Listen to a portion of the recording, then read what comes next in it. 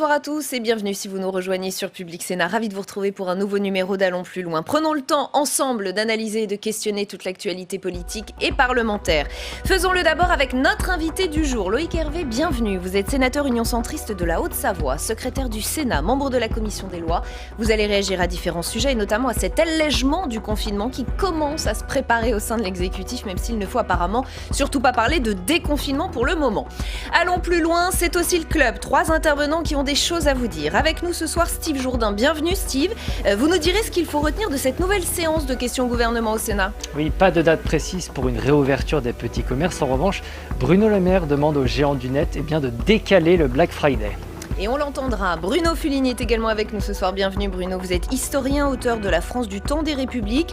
Alors on l'a complètement oublié, mais il y a 50 ans, une autre épidémie menaçait la France. Oui, et c'est l'horreur. Nous sommes en 1970 et on nous annonce le choléra, rien que ça. Une épidémie qui sera heureusement jugulée en France. Donc une note positive. Samia Dechir fait aussi partie du club ce soir. Bienvenue Samia. Il y a un an, l'effondrement d'un pont tuait 2 personnes en Haute-Garonne. Le Sénat a beaucoup travaillé sur le sujet et ce qu'il nous dit n'est pas vraiment rassurant. Oui, puisqu'un an après, rien n'a changé. On n'a toujours pas débloqué les crédits nécessaires pour sécuriser nos ponts, nous disent les sénateurs. On verra le détail avec vous dans un instant. Dans une demi-heure, notre grand débat, on va s'arrêter sur cette contestation qui monte autour de l'article 24 de la loi sur la sécurité globale. C'est cet article qui veut interdire de filmer le visage des policiers si l'intention est malveillante, s'il y a une volonté de porter à leur intégrité. Les détracteurs du texte parlent d'une atteinte à la liberté d'expression et ce n'est pas tout. Au Sénat, le ministre de la Justice affirme vouloir se pencher sur la loi de 1881 sur la liberté de la presse pour en finir avec ceux qui s'improviseraient journalistes dans les manifs. Cet exécutif joue-t-il un petit peu trop avec la liberté d'expression? Certains posent la question. #ALPL si vous avez envie de réagir ce soir sur Twitter. Mais d'abord, l'après-reconfinement qui commence à se dessiner. Les indicateurs de l'épidémie montrent qu'il y a du mieux. Alors le gouvernement reste prudent, mais il y pense. Et il est attendu au tournant, d'autant plus que Jean Castex l'admet lui-même. Le premier déconfinement a été un peu trop rapide. On verra ce que vous en pensez dans un instant, Loïc Hervé. Voyons d'abord les détails avec Pierre-Henri Holderbaum. Mea culpa à l'Assemblée nationale. Le Premier ministre Jean Castex reconnaît que le déconfinement de mai dernier avait fait naître la seconde vague de l'épidémie. Nous avons déconfiné un peu trop. Bon. Peut-être aussi que le peuple français, comme les autres, a cru que cette épidémie était derrière nous. À la Haute-Chambre, les sénateurs ne blâment pas sur ce point l'exécutif. Je partage ce qu'il a dit. Je pense qu'en effet, le déconfinement a été rapide. D'ailleurs, ce qui était à la décharge du gouvernement, corroboré par des scientifiques qui nous laissaient entendre, en effet, que maintenant le virus allait circuler à bas bruit. Pour ne pas reproduire cette erreur, le gouvernement ne souhaite pas déconfiner, mais ajuster le confinement. Mais nous ne sommes pas du tout au déconfinement. On en est même loin. On parle d'une adaptation éventuelle du confinement à partir du 1er décembre, si la situation sanitaire nous le permet. Parmi cet ajustement du confinement, l'exécutif pourrait prévoir un nouveau couvre-feu, l'autorisation de déplacement avec ou sans attestation. Quant au commerce non essentiel, le gouvernement n'a pas encore fixé de date, soit le 1er décembre, soit le 27 novembre, jour du Black Friday, comme le souhaiteraient certains commerçants. Pour la sénatrice du Jura, Sylvie Vermeillet, c'est l'incompréhension. Il y a quand même une provocation majeure, c'est celle du Black Friday le 27 novembre. Dire aux commerçants, vous ne rouvrirez pas avant le 1er décembre, avec un Black Friday qui est capable de faire 6 milliards de chiffre d'affaires l'année dernière. Je trouve que c'est quand même un message à entendre et je serais favorable à ce que le gouvernement fasse un effort auprès des commerçants. Dans l'hémicycle du Sénat, le ministre de l'économie Bruno Le Maire lance un appel pour repousser le Black Friday. Je voudrais appeler tous les acteurs économiques, que ce soit la grande distribution, que ce soit les acteurs du commerce digital, au sens des responsabilités, en leur posant cette simple question. Est-ce que vraiment, vendredi prochain, c'est la bonne date pour organiser un Black Friday? Ma réponse est non. Les bars et restaurants, quant à eux, devront rouvrir début 2021. Emmanuel Macron prendra la parole pour annoncer les nouvelles mesures en milieu de semaine prochaine. Et allons plus loin avec vous, Loïc Hervé. Je voudrais d'abord revenir sur cette phrase de Jean Castex hier devant la commission d'enquête à l'Assemblée. Peut-être effectivement que nous avons déconfiné un peu trop et un peu tôt. C'est un petit mea culpa quand même. Est-ce que vous saluez cette petite remise en question de la part du Premier ministre ? Alors, celui qui a été entendu par la commission d'enquête parlementaire de l'Assemblée nationale hier est l'ancien Monsieur déconfinement. Chargé de mission du déconfinement, devenu Premier ministre depuis. Je pense que la lucidité commande de dire cela. Maintenant, on est sur un nouveau confinement, totalement différent du premier. On le voit bien dans notre vie quotidienne. Et donc, les paliers de déconfinement devront être sans doute adaptés. Moi, j'attire l'attention sur une chose. Il faudrait qu'on me prouve et qu'on prouve que là où on va pouvoir déconfiner plus rapidement, ça n'a aucune... ce sont les endroits où il n'y a pas de risque de contamination élevé. Je prends l'exemple du petit commerce. Très honnêtement, il y a beaucoup de Français qui ne comprennent pas que 1 ou 2 clients en même temps dans une boutique dans laquelle on ne touche pas même les objets qui sont mis en vente soit un lieu de contamination massif. Par opposition au transport, par opposition à d'autres rassemblements. Je pense aussi aux lieux de culte où on a arrêté les cérémonies. Les lieux de culte sont ouverts, mais les cérémonies sont interdites. Bon, bref. Enfin, ce qu'on comprend, c'est que le gouvernement veut limiter les occasions de déplacement. C'est ça que dit le gouvernement depuis le début. Plus vous ouvrez de choses et plus il y a des déplacements. C'est vrai. Très bien. Les bars et les restaurants sont fermés. L'essentiel des commerces français sont fermés. Heureusement, les écoles tournent. Heureusement, un certain nombre de Français peuvent aller au travail. C'est mieux, c'est moins pire en tout cas que le premier confinement. Mais je pense que dans l'arbitrage qu'on doit avoir entre la santé et la survie de l'économie, parce qu'on en est là dans certains secteurs, notamment l'hôtellerie-restauration, il s'agit quand même de ne pas aller trop loin dans la durée du confinement, parce que les trésoreries sont à sec et les entreprises risquent de ne pas pouvoir se relever de la situation dans laquelle elles sont. Et on va approfondir tous ces sujets, puisque ça fait évidemment partie des sujets qui ont été abordés lors des questions au gouvernement. C'est l'heure du club.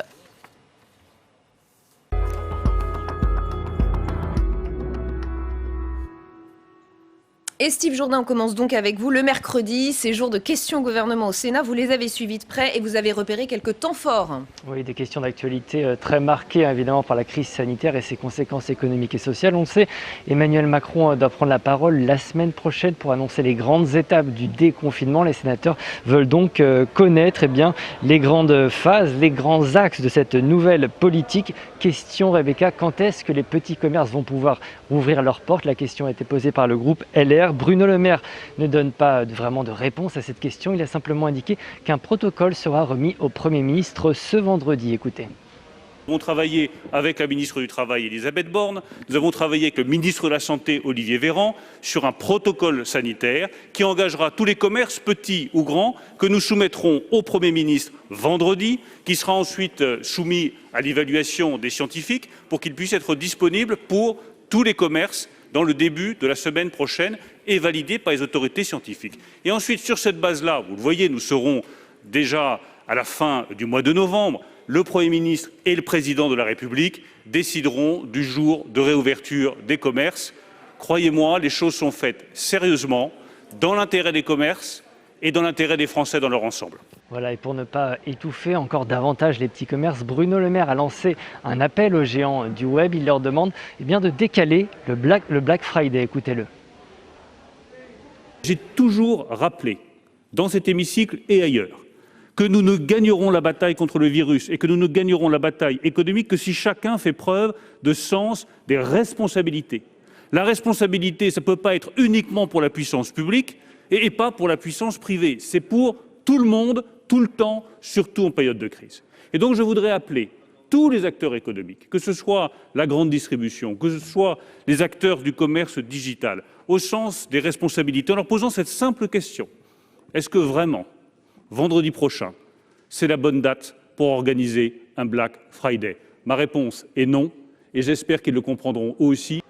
Et sur le front économique et social, il était aussi question du dossier Bridgestone et de l'avenir de ses plus de 850 salariés. L'entreprise de pneumatiques japonaise a annoncé la semaine dernière la fermeture définitive de son site de Béthune. La sénatrice Cathy Apoursopoli demande des engagements au gouvernement. Écoutez. Bridgestone doit céder le site à l'euro symbolique. Le directeur béthunois de l'entreprise a déclaré être prêt à examiner la demande de remboursement des aides publiques perçues. Je vous demande de l'y contraindre. Voilà, pour le gouvernement, l'urgence est désormais de trouver une solution aux salariés de l'entreprise. Mais pour Agnès Pannier-Runacher, le compte n'y est clairement pas. de dire que nous devons être exigeants avec la direction de Bridgestone. Je les avais hier au téléphone et j'ai été très claire avec eux. Aujourd'hui, le compte n'y est pas.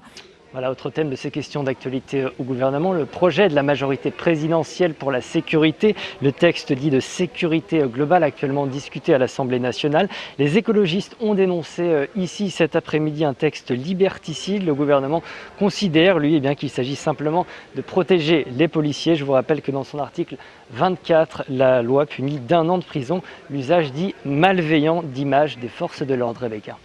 Et on va aller plus loin avec vous, précisément sur ce point, Loïc Hervé, parce que ce texte va arriver au Sénat et je crois que vous allez vous en occuper de près. Oui, ce matin, la Commission des lois a désigné Marc-Philippe Daubresse et moi-même comme co-rapporteurs de ce texte de loi sur la sécurité globale, de l'initiative de notre collègue député Fauvergue. Comment vous l'appréhendez, ce texte? Vous voyez la contestation? Alors d'abord, le débat est à l'Assemblée nationale, il n'est pas terminé. Il y a une 60aine d'articles dans le texte, dans sa mouture qui va sortir de l'Assemblée nationale, et donc on a besoin d'un peu de temps pour regarder ce qu'il y a dedans. Mais d'emblée, le Sénat est une institution qui sait, et c'est historique, faire la part des choses entre les exigences du temps présent, d'une part, et la défense des libertés publiques et des libertés individuelles. Et quand j'entends qu'on parle de toucher à la loi de la liberté de la presse de 1881, je crois, mémoire, quand on parle de toucher à un certain nombre de choses qui vont forcément atteindre à la liberté d'expression, alors il faut toucher à la loi d'une main tremblante, parce que ce sont des grands équilibres. Et le Sénat est toujours vigilant là-dessus. Donc je pense qu'avec Marc-Philippe Daubresse, on aura un travail justement sur une corde raide, de regarder comment on peut concilier ces deux choses-là. Parce que vous êtes quand même sensible à l'idée qu'il faille protéger les policiers, leur identité, le fait qu'ils ne soient effectivement pas livrés en pâture sur les réseaux sociaux, et en même temps, cette liberté d'informer. C'est-à-dire que comment ne pas diffuser des images qui sont en train de se dérouler lorsqu'il y a des charges policières, par exemple, et les interdire parce que potentiellement on peut reconnaître un policier, et comment on définit une intention malveillante. C'est ça qui va être très compliqué. Alors c'est forcément le juge a posteriori qui fera ça. Et une des questions que moi je poserai dans les auditions que nous mènerons avec mon collègue Daubresse, c'est précisément de savoir en quoi le droit actuel ne permet de ne pas répondre. Parce que nous avons dans le droit pénal français de plus en plus d'incriminations pénales qui sont définies au gré de l'actualité, parce qu'on va répondre à tel problème lié à l'islam radical, lié à des mouvements factieux, lié à telle ou telle situation politique du moment. Alors qu'on s'aperçoit qu'en fait, les magistrats ont déjà entre les mains des dispositifs qui leur permettraient de répondre à ces incriminations pénales-là. Et en l'espèce, je me pose la question de savoir comment on pourra modifier le droit là où il est nécessaire et le conserver là où il est nécessaire. Je suis assez inquiet quand j'entends que, et je l'avais déjà dit sur la question suite à l'assassinat de Samuel Paty, que déjà on avait eu l'idée d'une nouvelle loi. Et vous voyez bien qu'en France, on a eu de cesse tous les 12 à 18 mois d'avoir une nouvelle loi contre le terrorisme, une nouvelle loi contre les violences, et on ne fait que renforcer l'arsenal juridique sans se poser la question du droit existant et des moyens qu'on alloue à la justice et à la police et à la gendarmerie pour faire leur travail. Bruno Fulini, on va continuer avec vous. L'historien que vous êtes avait envie de revenir ce soir sur une épidémie qui a menacé la France il n'y a pas si longtemps que ça. C'est le choléra et c'était en 1970. Oui, en 1970, dans la France de Georges Pompidou, en pleine expansion, en pleine modernisation, une maladie qu'on pensait appartenir à l'histoire en Europe, est annoncée dans la presse. Le Monde, daté du 18 novembre, s'effraie de l'arrivée du choléra en Europe et singulièrement en France. Alors un petit rappel, le choléra n'est pas un virus, c'est une maladie qui est causée par une bactérie, très précisément un bacille, c'est-à-dire une bactérie en forme de petit bâtonnet, un petit vibrion qu'on ne distingue qu'au microscope, mais qui est redoutable, qui prolifère dans les eaux tièdes, un peu salées, un peu sales, qui existe en particulier à l'état endémique en Inde, dans les eaux du Gange. C'est de là qu'il est parti. Le choléra s'est exporté à partir du moment où les Britanniques ont colonisé l'Inde avec le commerce, avec les bateaux de commerce, tout simplement. Il est arrivé en Europe, j'ai déjà raconté ici comment en 1832, il avait fait 18 000 morts à Paris, y compris le président du Conseil, le chef du gouvernement, Casimir Perier. Il y a eu au 19e siècle une série comme cela, il y a eu 6 pandémies historiques qui ont balayé le monde et on pensait être débarrassé du choléra à l'échelle mondiale, mais voilà, à partir de 1961, une nouvelle variété de choléra apparaît, non pas en Inde mais en Indonésie, et il se répand à vitesse grand V. Pourquoi ? Parce que se développe le transport aérien. Et oui, les malades contaminés prennent l'avion et en 1 heure, 2 heures de temps transportent le choléra très loin. Toute l'Asie est bientôt contaminée, le Proche-Orient, la Turquie, l'Afrique du Nord, l'Europe. Un épidémiologiste aura cette formule extraordinaire, c'est la plus grande catastrophe aérienne de tous les temps, pas parce que les avions tombent, mais parce que les avions arrivent et transportent à une vitesse inégalée cette redoutable maladie qui peut tuer par déshydratation. Et comment se termine cette pandémie ? Comment se termine l'histoire ? Figurez-vous que cette 7e pandémie continue. Nous sommes toujours aujourd'hui sous le régime de la 7e pandémie. Alors, elle fait 100 000 morts par an, mais essentiellement en Afrique, parce qu'en Afrique, l'insuffisance des infrastructures sanitaires, d'abord, les gouvernements nouvellement indépendants qui ne voulaient pas affoler les investisseurs et les touristes et qui ont éviter de trop en parler, eh bien tout cela a fait que l'épidémie, la pandémie s'est installée en Afrique et qu'aujourd'hui elle existe à l'état endémique dans l'Afrique des Grands Lacs, le Congo, le Kenya. On a parlé de l'africanisation du choléra. En Europe occidentale, il a été bloqué. Il y a eu des cas importés qui ont tout de suite été identifiés et traités, c'est-à-dire que les cas importés n'ont pas eu le temps de donner des contaminations. Mais aujourd'hui encore, presque chaque année, il y a 1 ou 2 cas de choléra signalés en France et bloqués. Donc en fait, on peut juguler, contenir une épidémie. C'était la petite note d'espoir que je voulais faire passer ce soir. Une réaction, Loïc Hervé, c'est vrai que l'épidémie, on l'oublie, mais font partie de l'histoire de l'humanité. Celle que nous vivons en ce moment provoque une panique mondiale. On a l'impression que nos sociétés ne sont plus aptes, plus préparées à vivre ce genre d'événements. C'est bien d'avoir la lecture d'un historien pour prendre un peu de recul et se rendre compte de ça. C'est vrai que si on regarde, on a à peu près une épidémie du style du coronavirus à peu près tous les 10 ans, avec la grippe de Hong Kong, la grippe asiatique, ou avec le SRAS, ou d'autres non. Alors elles ont été parfois jugulées, elles n'ont pas explosé. Celle du Covid-19. En revanche, il faut qu'on prenne aussi un peu de recul par rapport au mal que fait ce virus. Ce virus, il s'attaque d'abord au système hospitalier. D'abord, c'est-à-dire que l'afflux en masse de personnes ayant besoin de réanimation fait que notre système hospitalier, avec quelques milliers de lits seulement, qui sont d'ailleurs à 80% saturés chaque hiver, donc on est déjà chaque année avec la grippe tout court, quasiment en saturation, ça fait exploser. On l'a vu en Italie, on l'a vu en France, et on a donc les mouvements et les décisions qui sont prises par le gouvernement sont faites pour ralentir le virus et pour permettre au système hospitalier de digérer, entre guillemets, l'afflux de patients, qui est un afflux absolument... Donc la leçon, c'est quoi ? C'est qu'il faut mettre le paquet... Non, ça c'est la première chose. La deuxième chose, c'est que dans les années 60 ou 70, on n'avait pas les masses médias, et le fait que si vous regardez vos confrères, et d'ailleurs de quoi parle-t-on même sur Public Sénat cet après-midi, c'est bien de ça, en boucle, on ne parle que de ça. Et on n'aurait pas supporté médiatiquement l'arrivée de dizaines de milliers de personnes mourantes dans les couloirs des services d'urgence en France, et que médiatiquement, cette vision-là est insupportable, quand bien même elle a déjà existé dans l'histoire, et que on l'a presque oublié. Je pense à la grippe espagnole en soi. Allez dans un cimetière français, regardez votre histoire familiale et vous verrez que vous avez forcément dans votre famille et dans le cimetière de votre commune des gens qui sont morts en 1918, en 1919, en 1920 et qui sont morts de la grippe espagnole, qui a fait même plus de morts que la Première Guerre mondiale. Donc ce qu'il faut avoir en tête, c'est qu'on a eu un effet mémoire qui est court, et que deuxièmement, on a aussi des circonstances liées à notre période qui font que on ne peut pas accepter ce que peut-être nos ancêtres ont accepté. Et d'ailleurs aussi, philosophiquement, la place de la mort n'est plus du tout la même. Notre rapport à la mort. L'idée que la médicalisation de la mort, par exemple, la majorité des Français décèdent à l'hôpital aujourd'hui en France.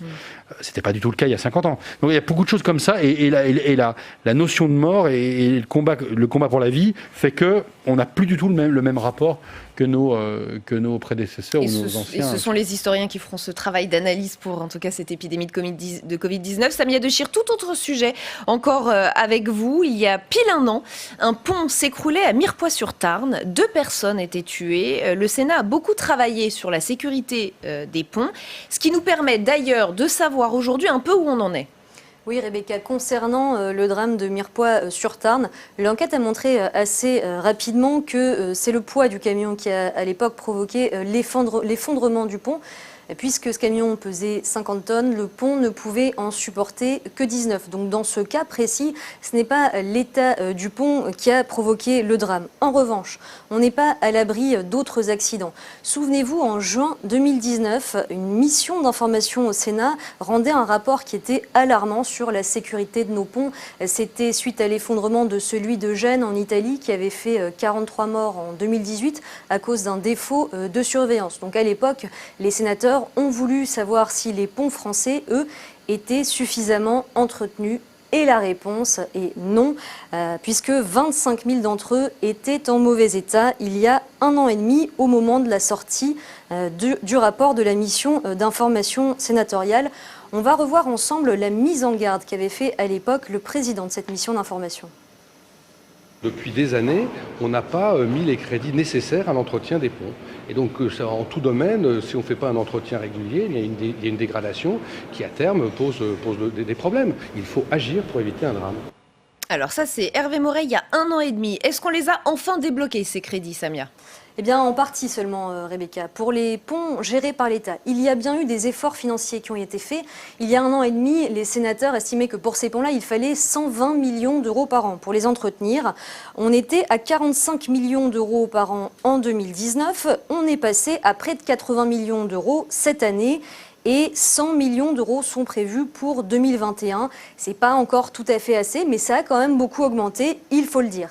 Là où c'est beaucoup plus inquiétant, en revanche, c'est pour les ponts dont l'entretien revient aux collectivités territoriales. Il y a 1 an et demi, la mission d'information sénatoriale réclamait d'urgence un grand plan Marshall de 130 millions d'euros par an pendant 10 ans pour aider les collectivités qui n'en ont pas les moyens à entretenir les ponts. Et leur appel n'a visiblement pas été entendu, en tout cas pas à la hauteur, puisqu'en 2020, l'État a débloqué 10 millions d'euros pour aider les collectivités à entretenir leurs ponts. Et pour les 2 années à venir, il prévoit 25 millions d'euros par an dans le cadre du plan de relance. Donc il n'y a pas vraiment besoin de sortir sa calculatrice pour se rendre compte que c'est bien en dessous des 130 millions d'euros par an nécessaires. Pour le président de la mission d'information, on est donc très loin du compte. C'est tout à fait à la fois incompréhensible et inacceptable parce qu'il s'agit quand même de la sécurité de nos concitoyens. Alors à l'époque, on nous a expliqué qu'on ne pouvait pas mettre comme ça des dizaines de millions. Depuis, malheureusement, on voit que l'État dépense des centaines de milliards. Et donc j'espère qu'avec ce changement d'échelle dans la dépense publique, on prendra mieux en compte la nécessité de mettre quelques dizaines de millions d'euros de plus par an pour assurer la sécurité des Français.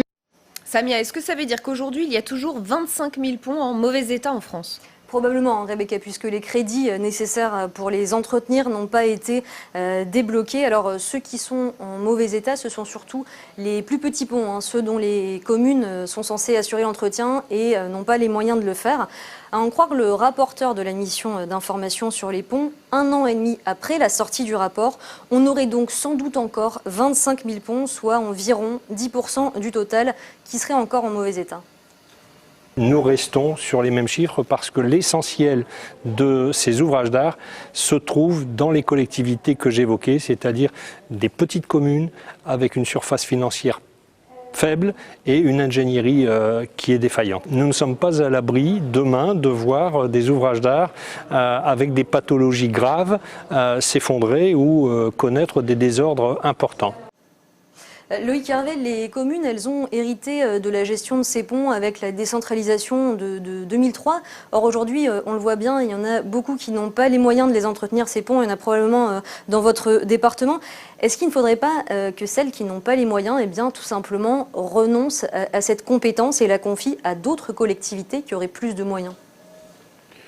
Alors moi, je suis dans un territoire qui est la Haute-Savoie, dans lequel le conseil départemental a, avec une politique volontaire, repris un certain nombre d'ouvrages, notamment des routes, parce que nous sommes en zone de montagne, donc ces questions-là sont des questions lourdes. Et d'emblée, sans parler de cette situation particulière des ponts, on sait très bien que les charges d'entretien, de fonctionnement, de renouvellement de ces infrastructures font que déjà la solidarité départementale s'exerce.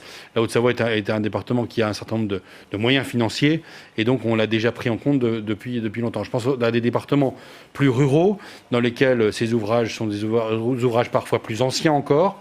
Et effectivement, moi je pense qu'il y a deux réponses. Il y a la réponse de la compétence, c'est-à-dire de donner au bon niveau de collectivité celle qui est capable de répondre financièrement. Et puis peut-être une autre question qui est de regarder ouvrage par ouvrage et d'avoir un suivi, notamment au niveau des aides financières de l'État. Je pense à la DETR, je pense à la DECIL. Alors pour nos téléspectateurs, c'est pas très clair, mais en gros, c'est les concours financiers de l'État aux investissements des communes et des intercommunalités. Et que on a, par exemple, cette année, avec la DECIL, 1 milliard de plus lié à la relance. Il y aura le plan de relance. Et je rejoins Hervé Moret quand il dit qu'au moment où de l'argent public est déversé, entre guillemets, de manière plus abondante, eh bien qu'on ne perde pas de vue cette urgence absolue de répondre à la question de la sécurité des ponts dans notre pays. Allez Loïc Hervé, on va se lancer dans la dernière partie de ce club. C'est l'heure de votre carte blanche.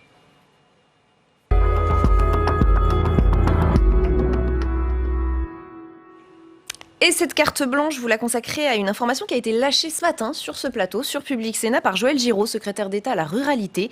Il vient des Hautes-Alpes et il nous dit « Les stations de ski ne seront pas ouvertes le 8 décembre prochain, c'est impossible ». Vous l'avez dit, vous êtes de Haute-Savoie, c'est un sujet qui vous intéresse beaucoup, j'imagine ? C'est un sujet absolument essentiel pour la Haute-Savoie, pour les 350 stations de ski du pays. Évidemment, ce qu'a pu vous dire Joël Giraud, ou la question de mon collègue Jean-Michel Arnaud tout à l'heure au gouvernement avec la réponse de Jean-Baptiste Lemoyne.